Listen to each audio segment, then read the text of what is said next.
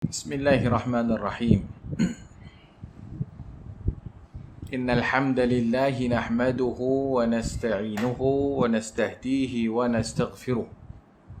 Wa na'udzu billahi min shururi anfusina wa min sayyiati a'malina man yahdihillahu fala mudilla lahu wa man yudlil fala hadiya lahu. Ashhadu an la ilaha illallah wahdahu la sharika lahu wa ashhadu anna Muhammadan abduhu wa rasuluh. Ya ayyuhalladzina amanu ittaqullaha haqqa tuqatih wa la tamutunna illa wa antum muslimun. Ya ayyuhalladzina amanu ittaqullaha wa qulu qawlan sadida yuslih lakum a'malakum wa yaghfir lakum dhunubakum wa man yuti'i Allaha wa rasulahu faqad faza fawzan 'azima. Amma ba'd. Fa inna asdaqal hadithi kitabullah wa khayral hadi hadi Muhammadin sallallahu alaihi wa alihi wasallam wa syarral umuri muhdatsatuha wa kullu muhdatsatin bid'ah wa kullu bid'atin dalalah wa kullu dalalatin finnar aw kama qala sallallahu alaihi wa alihi wasallam. Alhamdulillah, kita bersyukur kepada Allah Subhanahu wa taala kerana Allah Subhanahu wa taala memberikan kesempatan waktu kepada kita insya-Allah dalam kita menyambung siri syarah kepada kitab Ushulus Sunnah. Ushulus Sunnah yang ditulis ataupun yang diriwayatkan daripada Imam Ahmad ibn Hanbal rahimahullahu ta'ala anhu. Dan mungkin telah lama kita terhenti daripada kelas kita disebabkan COVID-19, maka kita tidak lagi berjumpa di pusat pengajian kita. Dan juga secara online juga kadang-kadang Allah Subhanahu wa taala mentakdirkan sebaliknya. Alhamdulillah ala kulli hal. Insya-Allah malam ini kita sambung siri perbahasan dan syarah kepada kitab Usul Sunnah Imam Ahmad ibn Hanbal rahimahullahu taala anhu. Sebuah kitab yang penting yang menjelaskan dan membicarakan ataupun yang membentangkan kepada kita akidah ahli sunnah wal jamaah yang disusun ataupun yang dihimpunkan oleh Imam ahli sunnah wal jamaah Imam Ahmad ibn Hanbal rahimahullahu ta'ala anhu. Dan pentingnya kitab Ushulus Sunnah Imam Ahmad ini kerana dia menjelaskan daripada A sampai Z apa yang perlu kita tahu daripada akidah ahli sunnah wal jamaah, yang rata-ratanya kita di Malaysia sebenarnya amat kurang pendedahan kepada kitab ini. Dan mungkin orang yang mengajarkan kepada kitab ini juga kita tidak dengar banyak pun, dan tak ramai yang mensyarahkan di Malaysia ni. Mudah-mudahan Allah Subhanahu wa taala memberikan kekuatan kepada kita di dalam kita membaca matan akidah yang ditulis oleh Imam ahli sunnah yang penuh barakah ini. Mudah-mudahan Allah Subhanahu wa taala mengukuhkan pemahaman kita terhadap aqidatut tauhid, dan mudah-mudahan Allah Subhanahu wa taala memberkati kita dan memberkati ilmu kita, dan mudah-mudahan dengan ilmu ini akan membawa kita kepada syurga Allah Subhanahu wa taala. Kita telah sampai ataupun mungkin perbahasan yang terakhir dahulu adalah perbahasan mengenai Ad-Dajjal, perbahasan mengenai khurujud Dajjal, dan telah pun kita selesai mensyarahkan dalam bab tersebut. Dan berikutnya pada malam ini kita sambung kepada apa yang disebut oleh Imam Ahmad ibn Hanbal, iaitu tentang permasalahan setelah daripada turun ataupun keluarnya Dajjal akan berikutnya nuzulu Isa, turunnya Nabi Isa alaihi salam. Qala musannifu rahimahullah, berkata Imam Ahmad, wa anna Isa ibn Maryam alaihi salam yanzilu fayaqtuluhu bibabi luddin. Wa anna Isa ibn Maryam, dan adalah Isa ibn Maryam, Isa anak kepada Maryam alaihi salam, yanzilu akan turun, fayaqtuluhu dan akan membunuhnya. Membunuhnya ini merujuk kepada tajuk yang sebelum ini adalah Dajjal, Khuruju ad-Dajjal. Fayaqtuluhu, Nabi Isa AS akan turun di akhir zaman dan akan membunuh Dajjal bibabi luddin, di tempat Bab Lud. Dan perkara ini telah disebut dalam banyak hadis, antaranya hadis dalam Sahih Muslim, annahu yanzilu Isa, sesungguhnya yanzilu Isa akan turunnya Nabi Isa alaihi salam, wa yadayhi ala katifai malakain, أو ينزل بالمنارة الشرقية بدمشق ثم يتجه إلى المسلمين ومنه يتجه إلى قتل دجال. Hadis Muslim menyebutkan bahawasanya annahu, iaitu bahawasanya akan turunnya Isa alaihissalam yadaihi ala katifai malakain, bahawasanya kedua tangan baginda itu di atas kedua bahu malaikat, dan turunnya Isa alaihissalam itu dengan memegang, sebagai menyebut memegang tangan ataupun memegang sayap ataupun bahu dua malaikat. Yanzilu bil manarati syarqiyati bi Dimashq, dan akan turun di suatu menara asy-syarqiyah, bahagian timur, bi Dimashq, dekat Damsyik, Syria. Ini semua adalah kawasan yang dipanggil Syam. Bahawasanya kita Syam pada waktu dahulu, Syam meliputi Palestin, Syam meliputi Jordan, Syria. Maka ini dipanggil Bilad Syam. Dan telah banyak hadis Nabi sallallahu alaihi wasallam memberitahu kepada kita akan keberkatan Biladus Syam.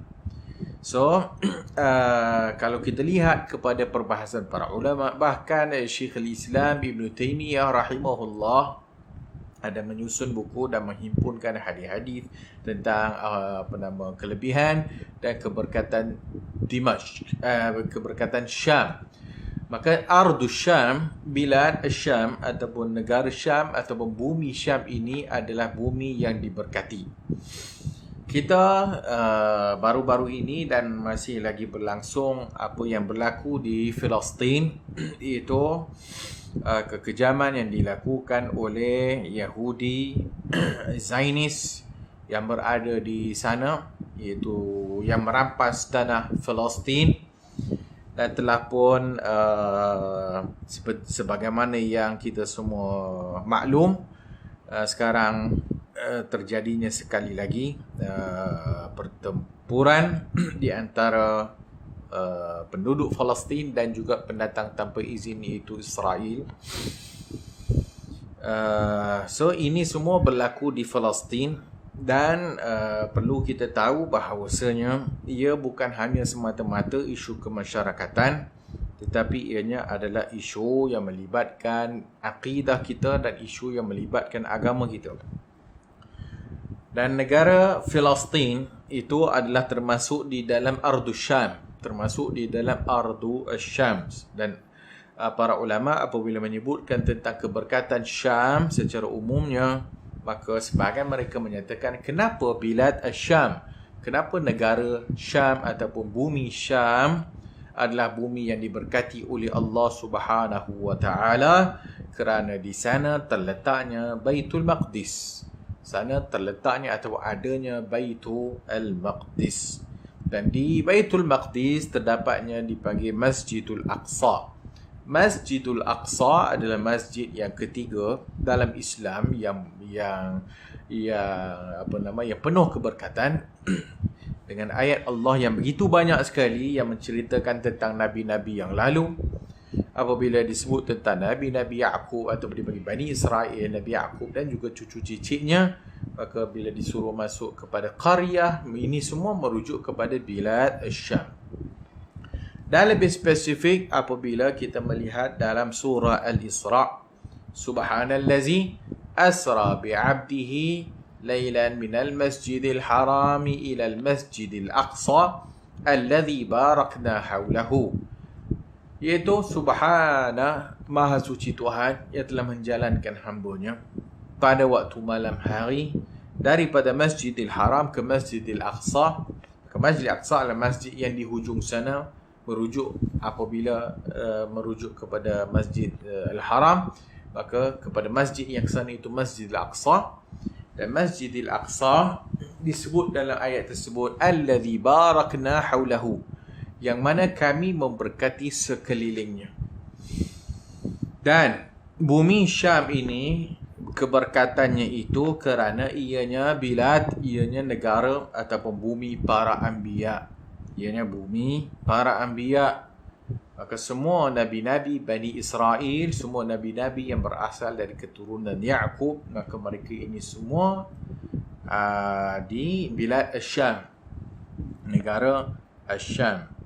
Maka sebab itu dia penuh keberkatan. Dan diwafatkan para nabi-nabi yang sebelum itu di sana. Dan bila disebut tentang Baitul Maqdis, maka ianya suatu bumi atau suatu tanah yang suci yang diberkati oleh Allah Subhanahu wa ta'ala, dan terletak padanya Masjidul Aqsa. Masjid Al-Aqsa itu adalah suatu kawasan yang luas yang meliputi lebih daripada 144,000 meter persegi. Maka kalau kita boleh melihat kepada gambarnya, daripada masjid yang berkubah hitam dipanggil Masjid Al-Qibli, ataupun yang sebahagian kata itu Masjid Al-Aqsa, maka itu dipanggil Masjid Al-Qibli yang berkubah hitam. Maka kenapa dipanggil Masjid Al-Qibli? Kerana itu menunjukkan kiblat.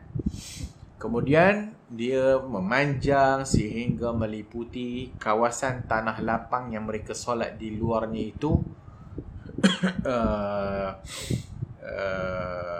Sehingga Masjid Qubbatus Sakhrah, masjid yang ada kubah kuning itu, dan sehingga ke belakang sana, termasuk di dalam kawasan itu adalah tembok yang dipanggil tembok Burak, dan juga masjid yang di belah sana ataupun dipanggil Masjid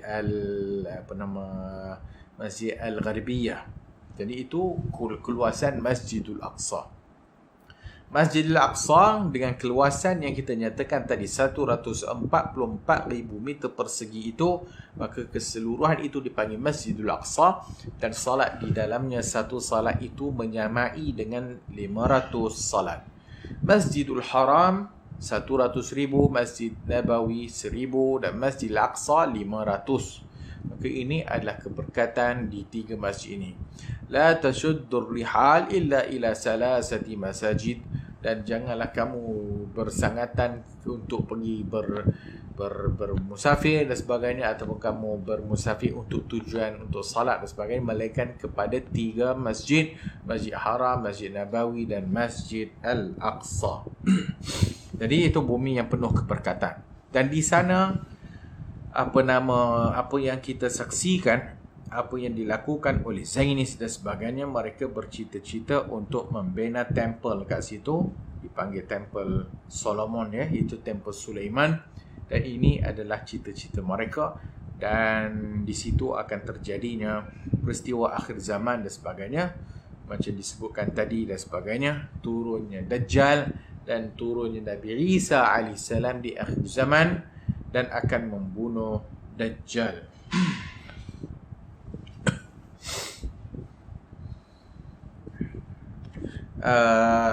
Sebagaimana yang telah kita isyaratkan juga pada kelas yang lalu, apabila kita membicarakan tentang khurujud Dajjal, apabila kita membicarakan tentang keluarnya Dajjal dan juga turunnya Isa alaihissalam, maka ini semua adalah perkara-perkara tanda akhir zaman yang dipanggil tanda-tanda kubra, tanda-tanda besar. Dan apabila terjadinya tanda-tanda ini, maka kiamat begitu sangat-sangat hampir, ataupun bumi ini ataupun dunia ini akan begitu sangat-sangat hampir kepada penghujungnya. Semua hadis-hadis yang ini ataupun perkara-perkara yang disebut oleh Nabi SAW yang kita nyatakan kita ahadithul fitan, hadis-hadis fitnah akhir zaman ini adalah suatu perkara yang gaib. Dalam menyikapi perkara ini, ahli sunnah wal jamaah beriman dengan riwayat-riwayat yang datang secara sahih daripada Nabi sallallahu alaihi wasallam. Tinggal lagi ahli sunnah berpendirian kita jangan melampau di dalam kita jangan melampau di dalam hadis-hadis akhir zaman ini, sehingga kita menyatakan apa yang terjadi akhir zaman ini secara confirm. Itulah yang disebut oleh hadis-hadis Rasulullah sallallahu alaihi wasallam. Tidak ada ulama ahli sunnah wal jamaah apabila menceritakan tentang hadis-hadis akhir zaman secara jazam, mereka menyatakan inilah dia peristiwa yang telah berlaku, maka inilah yang disebut oleh Nabi sallallahu alaihi wasallam, inilah yang disebut oleh Nabi sallallahu alaihi wasallam. Jadi itu perlu jelas terhadap manhaj ahli sunnah terhadap hadis-hadis fitan. Dan bila kita menyebutkan tentang turunnya Isa ibn Maryam di akhir zaman, maka itu menunjukkan akidah kita bahawasanya Nabi Isa alaihissalam adalah satu-satunya Nabi yang masih hidup dan tidak mati lagi. Apabila Al-Quran sendiri menceritakan kepada kita Nabi Isa alaihissalam diangkat oleh Allah Subhanahu wa taala ke langit. Adapun dakwaan mereka Kristian yang membunuh Nabi Isa, maka itu mereka membunuh orang yang lain yang syubbiha lahum, yang telah disamakan wajahnya seperti Nabi Isa alaihissalam, lalu mereka membunuhnya dan mereka mendakwa mereka telah melakukan demikian, maka itu adalah tidak benar sama sekali. Maka akidah kita ahli sunnah wal jamaah, satu-satunya Nabi yang masih hidup sehingga ke hari ini dan akan turun di akhir zaman adalah Nabi Isa alaihi salam. Adapun dakwaan-dakwaan sebahagian ustaz, dakwaan-dakwaan sebahagian orang yang mendakwa adanya nabi-nabi selain daripada Nabi Isa yang masih hidup, seumpama yang paling masyhur sekali mereka menceritakan tentang Khidir alaihissalam. Mereka kata bahawa Nabi Khidir masih hidup, sebahagian kata masih Nabi Daud masih hidup, maka semua cerita-cerita itu adalah tidak benar. Tidak ada Nabi yang hidup sehingga ke hari ini, melainkan hanya Nabi Isa alaihissalam yang telah diangkat oleh Allah Subhanahu wa taala dan akan turun di akhir zaman untuk sebagaimana disebutkan bahwasanya untuk membunuh Dajjal dan sebagainya. Dan Nabi Isa alaihissalam turun di akhir zaman itu mengikut syariat Nabi kita Muhammad sallallahu alaihi wasallam. Kalau ada orang yang menyatakan bahawasanya kamu menyatakan bahawasanya Nabi Muhammad itu adalah Nabi yang akhir, so bagaimana kamu pula menyatakan bahawa Isa akan turun di akhir zaman? Kalau sekiranya Isa turun di akhir zaman, bermaksud Nabi SAW bukan Nabi yang akhir, maka ini adalah suatu syubuhat. Semua kita mengetahui bahawa Nabi Isa AS adalah sebelum Nabi Muhammad SAW, tinggal lagi ianya dengan takdir Allah masih hidup. Adapun Nabi Muhammad SAW adalah Nabi yang akhir. Dan disebut sendiri oleh Nabi SAW, tidak ada Nabi lagi setelah daripada Nabi Muhammad SAW. Nabi Isa bukan setelah Nabi Muhammad. Nabi Isa adalah sebelum Nabi Muhammad. Tinggal lagi diangkat oleh Allah Ta'ala dan akhirnya akan turun di akhir zaman.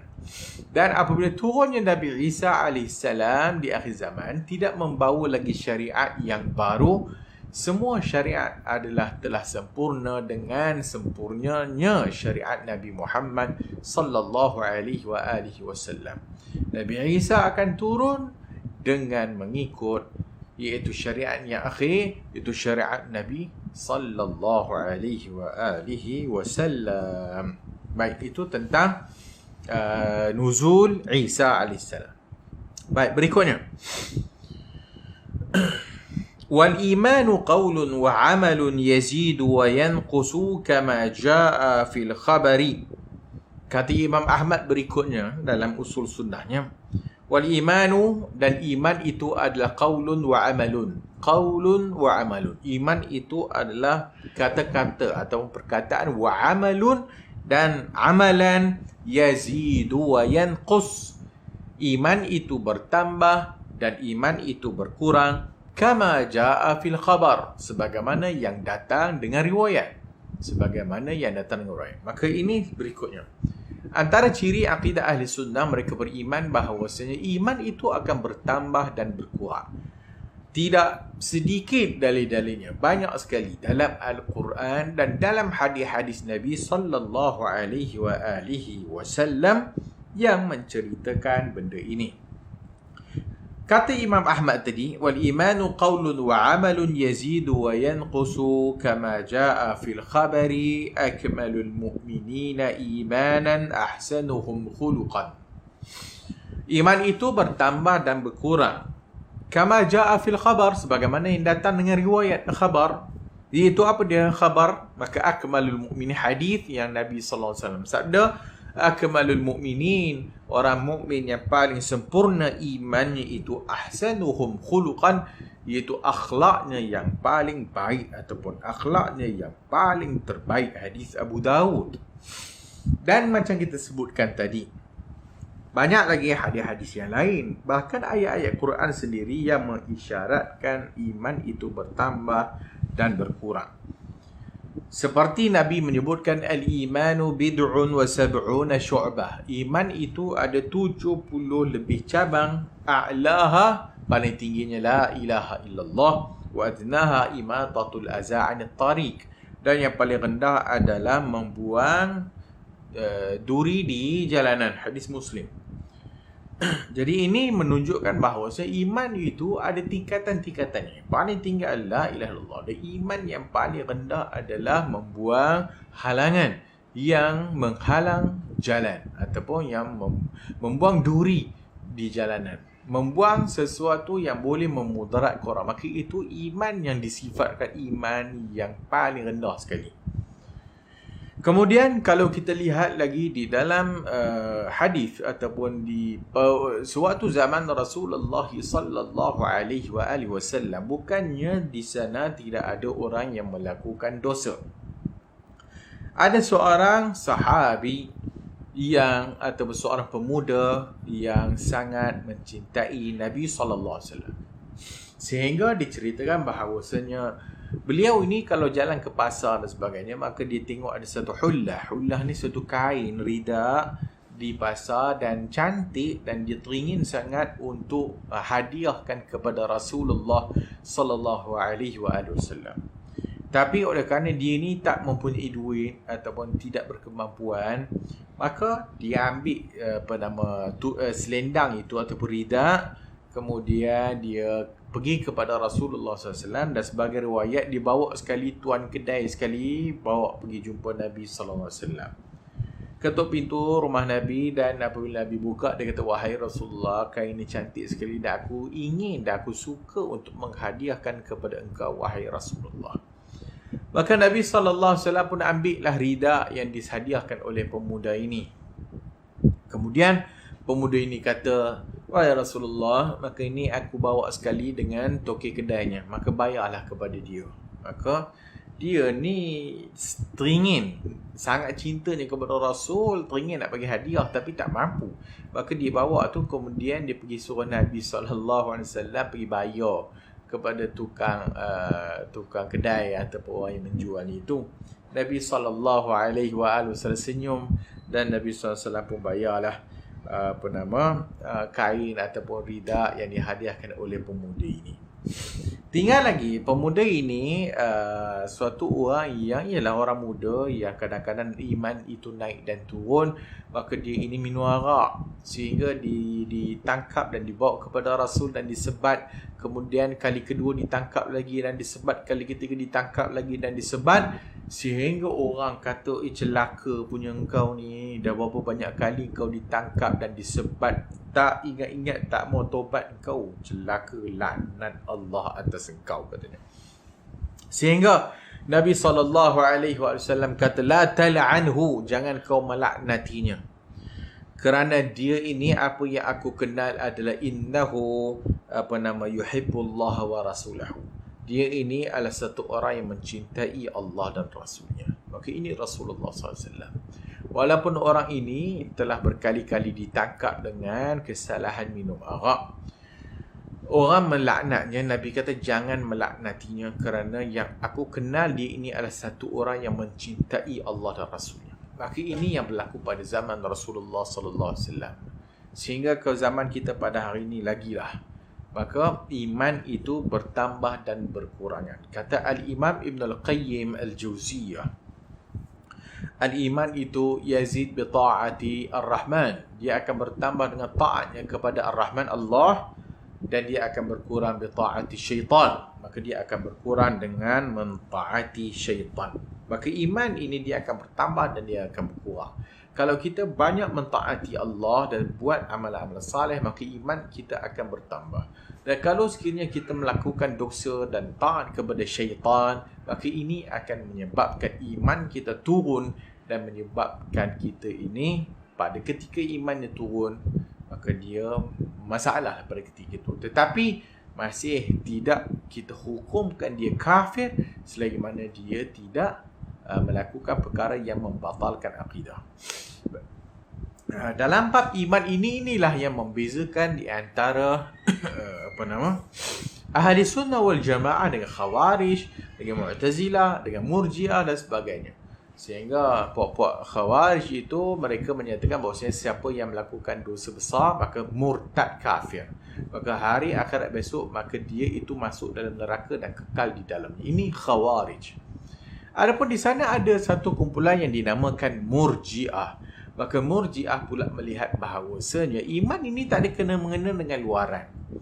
Kalaulah aku ini kau lihat aku tak semayang, aku tak bertudung, tak menutup aurat, tetapi itu tidak bermakna I tak ada iman. Iman I masih sempurna lagi. Itu murji'ah. Maka kedua-dua ini adalah sesat, di antara yang melampau dan di antara yang cuai. Ahli sunnah berada di tengah-tengah. Mukmin itu apabila dia sempurna iman atau imannya naik, maka pada ketika itu dia satu orang mukmin yang bagus. Pada suatu ketika imannya boleh berkurangan dan menurun, maka ketika mana imannya turun, selagi mana dia tidak melakukan dosa yang menyebabkan dia murtad, keluar daripada agama, dia masih lagi Islam. Dan tinggal lagi dia itu satu orang Islam yang melakukan maksiat kepada Allah Azza wa Jalla. Keadaan mereka ini di dunia berdosa. Pada hari akhirat, ahli sunnah menyatakan bahawasanya terpulang kepada Allah itu atas kehendak dan kuasa Allah. Jika Allah nak, Allah boleh ampun mereka, dan jika Allah nak, Allah boleh azab. Dan jika Allah mengazab mereka, mereka tidak akan kekal di dalam neraka Allah Azza wa Jalla. Maka ini adalah kesimpulan akidah ahli sunnah wal jamaah yang berbeza dengan ahlu al-ahwa wal bid'ah. Itu orang mengikut hawa nafsu dan bid'ah di dalam permasalahan iman. Dan berikutnya, wa man taraka as-salatu faqad kafar wa laysa min al-a'mali shay' tarakahu kufrun illa as-salah man tarakaha fa huwa kafir wa qad ahalla Allahu qatlah. Dan barang siapa yang meninggalkan salat itu maka dia telah kufur. Wa laysa min al-a'mal, dan di sana tidak ada suatu amalan yang mana orang meninggalkan amalan tersebut dikira kafir atau kufur melainkan salat. Dan sesiapa yang meninggalkan salat maka hukumnya kafir. Wa qad ahallallah, maka Allah telah menghalalkan untuk dia dibunuh. Maka ini dalam matan usul sunnah oleh Imam Ahmad ibn Hanbal. Dalam perkara ini kita menyatakan bahawasanya ahli sunnah wal jamaah ada dua pandangan dalam permasalahan ini. Apa yang disebut oleh Imam Ahmad ini menyatakan bahawasanya orang yang meninggalkan solat itu kafir. Kerana jelas dengan dalil-dalil yang menyatakan demikian, seumpama hadis yang diriwayatkan di dalam At-Tirmizi, "Wa man taraka as-salah faqad kafar." Siapa yang meninggalkan solat maka dia telah kufur. Bainal abdi wal kafir wasyirk, di antara orang hamba-Ku yang kafir dan syirik itu ataupun membezakan itu adalah meninggalkan solat. Maka dengan dalil-dalil tersebut, maka para ulama sebahagian yang menyatakan hukum orang yang tidak solat ini maka hukumnya kafir. Di sana ada pandangan ahli sunnah juga bahawasanya orang yang meninggalkan salat tidak kafir selagi mana dia tidak mengingkari kewajipan salat. Maka dia masuk dalam kategori yang kita sebutkan tadi, seorang Muslim yang bermaksiat kepada Allah Azza wa Jalla dan dia telah melakukan suatu dosa yang besar. Di sisi Allah wajib dia bertaubat kepada Allah Subhanahu wa Ta'ala. Maka disebut bahawasanya qaulai, ada dua qaul, dua pandangan di sisi ahli sunnah wal jamaah.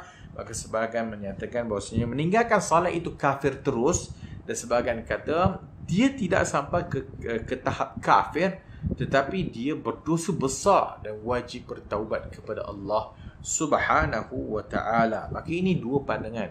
Apa-apa pun, dua pandangan ini menjelaskan kepada kita betapa besarnya perkara yang melibatkan salat. Betapa besarnya perkara orang yang meninggalkan salat sehingga ke tahap para ulama kata kafir. Walaupun para ulama sebahagian yang menyatakan dia tidak kafir, tetapi dia berdosa besar. Maka bila dia berdosa besar, maka dosa besar tidak boleh dihapuskan melainkan dengan hanya bertaubat kepada Allah Subhanahu wa Ta'ala. Dan dia tidak dihapuskan dengan wudu, dia tidak dihapuskan dengan amalan-amalan seperti senyum dan sebagainya. Itu tidak menghapuskan dosa orang yang meninggalkan salat. Maka dia wajib untuk bertaubat kepada Allah Subhanahu wa Ta'ala. Jadi ini perkara yang besar. Bahkan lagi besar daripada orang yang berzina, lagi besar daripada orang yang buat dosa-dosa besar yang lain. Dosa meninggalkan salat itu lagi besar daripada dosa-dosa yang lainnya. Dan ini adalah macam kita sebutkan tadi, apabila Imam Ahmad menyatakan bahawasanya orang meninggalkan salat faqad kafar, dan tak ada satu amalan yang dihukumkan kafir kepada pelakunya melainkan salat. Kerana yang lain, orang berzina, tak ada hadis yang kata dia kafir. Orang yang buat suatu dosa mencuri dan sebagainya, tak ada satu hadis ataupun ayat yang menyatakan dia kafir. Tapi solat ini disebut dengan jelas bahawa siapa yang tak solat dia kafir. Pembezaan antara orang mukmin dengan orang kafir itu meninggalkan solat. Maka ini adalah perkara yang besar di sisi ahli sunnah wal jamaah. Jadi ini perkara yang perlu kita ambil perhatian. Ketika mana iman kita bertambah, maka perbanyakkan amalan salat sunat. Dan ketika mana iman kita berkurang, yang paling utama sekali yang kita perlu jaga adalah salat yang fardu. Salat yang fardu. Maka salat ini adalah hubungan seorang hamba dengan Allah Subhanahu wa Ta'ala. Dan Allah Subhanahu wa Ta'ala memandang besar perkara yang melibatkan salat ini, sehingga Nabi SAW menyatakan benda pertama sekali yang akan dihisab oleh Allah Subhanahu wa Ta'ala pada hari akhirat besok adalah as-salah. Maka sekiranya dia itu salatnya sempurna, maka insya-Allah yang lainnya juga sempurna insya-Allah lepas. Dan kalau sekiranya salat itu tidak lepas, maka tak payah cek amalan yang lainnya, maka terus dicampak ke dalam neraka Allah Azza wa Jalla. Jadi ini benda yang penting dan dimasukkan dalam aqidah ahli sunnah wal jamaah ataupun di usul sunnah oleh Imam Ahmad ibn Hanbal rahimahullahu ta'ala anhu. InsyaAllah saya rasa cukup untuk malam ini. InsyaAllah kita akan sambung insya-Allah pada kelas yang akan datang. Mudah-mudahan Allah Subhanahu wa taala mengampunkan dosa kita semua. Mudah-mudahan Allah Subhanahu wa taala memberikan kita ilmu yang bermanfaat dan juga mengurniakan kepada kita dengan ilmu yang kita ada ini supaya kita diberi kekuatan oleh Allah Subhanahu wa taala untuk beramal dengan ilmu yang kita ada. Mudah-mudahan Allah Subhanahu wa taala merahmati kita semua, insya-Allah.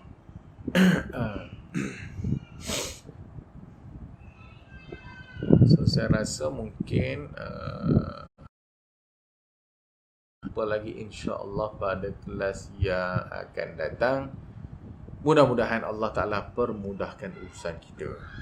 Dan jangan berhenti berdoa kepada Allah supaya Allah Subhanahu wa taala meringankan apa yang sedang kita hadapi sekarang ini, dan semua kita insya-Allah beriktikad dengan akidah kita apa yang disebut oleh Allah Subhanahu wa taala, innama al-usri yusran. Allah ulang 2 kali, innama al-usri yusra.